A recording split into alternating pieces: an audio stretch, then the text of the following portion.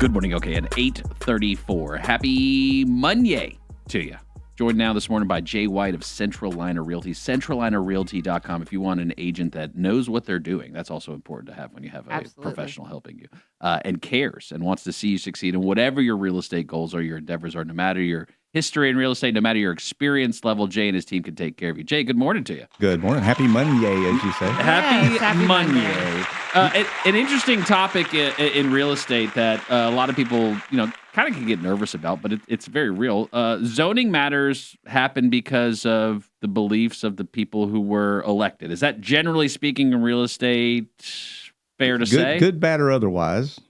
Local municipalities have a lot of local control over that sort of thing. And so it does matter. Yeah. This year, local elections are taking place. We have municipals this year, yeah. And so what happens, they get overshadowed a lot of years because you don't have these big national tickets. You don't have I don't want to use a name, but you don't have a Trump or a Biden, or you don't have this name headlining the ticket to get everybody out. Constant ads too in your ears. Yeah, hearing about exactly. it all the time. Yeah, it kind of sneaks up on you, and all of a sudden you're electing a mayor in the city council, and you're like, well, big deal. No, it's a big deal. It's a huge deal because they control how your city develops. They can determine whether or not you build a house or not. What's that been like for you over your career in real estate? And, obviously it can matter. And it happens, every couple of years, right? Yeah. The local elections? Yeah, the odd years. Yeah, we do it in the What's kind of your take of over the years and what you've seen and any thoughts on what you think, potentially holds for the future? Everybody wants to know what the future is, right? Sure, they look to you as your real estate professional to know that answer, Jay. Well, I got a lot of thoughts about it, and so I'm going to try to keep it as generic as I can. But, my theme this year with the municipal elections is elect competence. Let's start with baseline competence, right? So if housing is a complicated onion to peel, right? I mean, it's not as simple as you were sharing. You had to find a short-term place to live. Not so easy, is it? Right. And so it's we want people to live here. We want people to move here. In the past week, I have driven through New York City, New Jersey, and out on the Long Island and back. And I can promise you that I understand better why people are moving here from New York. That's no place to live, and so they're coming here, and we need to welcome the people that want to come here and live with us. But it's complicated, and the people that we elect in these municipal elections, they're the people that are going to be determining how we do that, how we grow forward. They're going to determine what our region looks like in 100 years, and it is pivotal right now.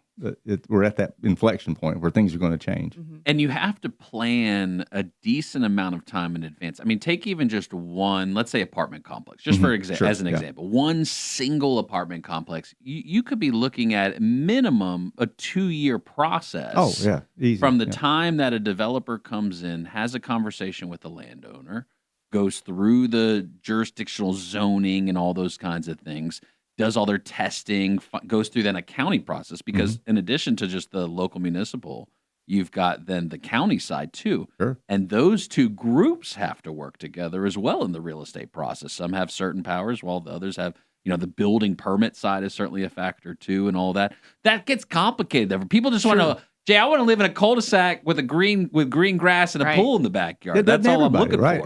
Right. And so for anybody, even if you're not a developer, right, you're not thinking about zoning and all that kind of stuff, you're just a regular, want to buy a home in this area, it matters to you too. Yeah. Well, at the end of the day, it's a commodity. Housing is a commodity. And if you can build more of it, the price will come down. If you build less of it, the price goes up. That part's not that complicated, but a lot of people don't believe it.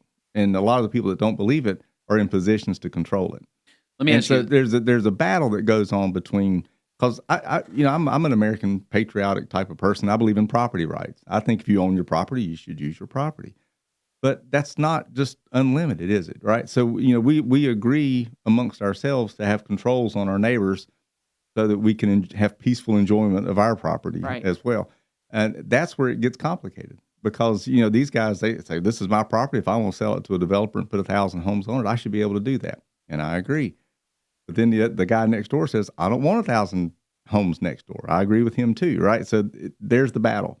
And the people that we elect to sit behind that dais, whether it's, in Davidson all the way to Statesville, wherever that is, they've got to settle that. And they're going to piss off half the room and half the community. And bless their hearts for it. Yeah, it's a tough job. Yeah, it's a tough job. But who we elect to do that they need to at least understand the complexities of the issue. And there's a lot of it. There's a lot. There's another complex portion of buying real estate, or depending on your season of life. There's some folks that have school-age children when they're moving here, or moving around in the area, and for some, schools are important. How often does that question come up for you?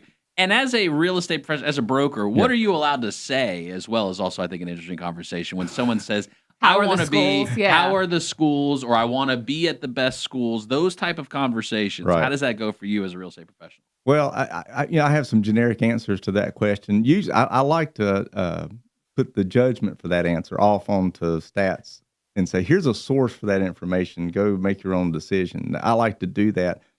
It's hard to say what is a good school and what is a bad school. If somebody says, are these schools good? I'm like, yeah, they're all great schools. So, people measure differently. You might measure the social impact of the school, or you might measure just the grade score or the test scores that come out of that school. Depending on how you measure it, you're going to have a different judgment about it. So all the schools are great. It's just a matter of what kind of school you're looking for, isn't it? Or what activities or what's available at that school for your children, especially what age your kids are too. If your elementary is way different than if you're looking for a high school for your kids and thinking about where they're going to go to college afterwards and what that looks like. Well, how about this, though? If the county funds the schools and a city has the power to annex part of the county and build houses out there, all those kids are going to have to go to school somewhere. So if the city can annex property, put houses on it, but the county has to pay that bill, is that right? You're getting into the complicated. Yeah, it's good. We only have a 2-hour show today. But Jay wants to solve the point is to pay attention to the local elections that are coming up this year. The point is that, the complexity, and it impacts our business. And so, we can talk about the fact that, we're statistically moving into a balanced market, or maybe even off into a buyer's market. I think we're closer to a buyer's market than we think we are. But, all those stats there are root causes to those stats, and that's what I'm getting at. My mind lately has been a lot on the root causes of these things, and the municipal elections play into that. A lot of people don't want to be involved in politics. Something that I always assumed growing up, and I guess I'm wide-eyed and bushy-tailed, that wasn't involved in politics, but seems to be dragging into politics. Interest rates. Sure. Big hoopla these days about Jerome Powell getting fired, bring interest rates down 3 points, all this kind of stuff going on out there. What's the current status when you talk to buyers? Are interest rates holding particular buyers back, would you say, from entering the marketplace? I don't think so. I think if interest rates go down dramatically and a bunch of buyers flood the market, it'll inflate housing prices worse than they are. That's my non-college degree economics, take on it. But I think the reality of it is that if they drop interest rates and buyers flood into the market, prices could go up. But I don't think there's enough supply to meet it. So it's. What do you find that buyers are looking for when they're coming in right now? What is there anything specific that they're looking for? Well, it depends on urgency, doesn't it? Like if somebody's in an urgent situation for housing, they'll take whatever they can find. And unfortunately, we deal with that some. Like my pipe busted. I need a house tomorrow. Like somebody at this table, right? Yeah, right. We'll be talking after the show, Jay. Exactly. See what we can find. Right. See what we can find. Yeah.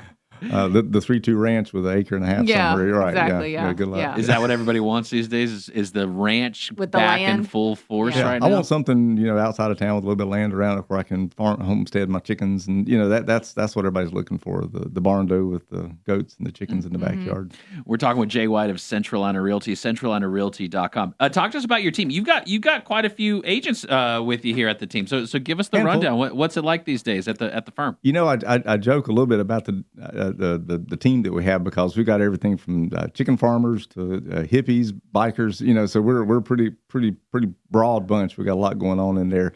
My base expectation for a real estate agent is that they're client focused, and if they keep their client out front, don't break the law, life's good. And that's my advice to them coming into the business. Keep your client out front, don't break the law.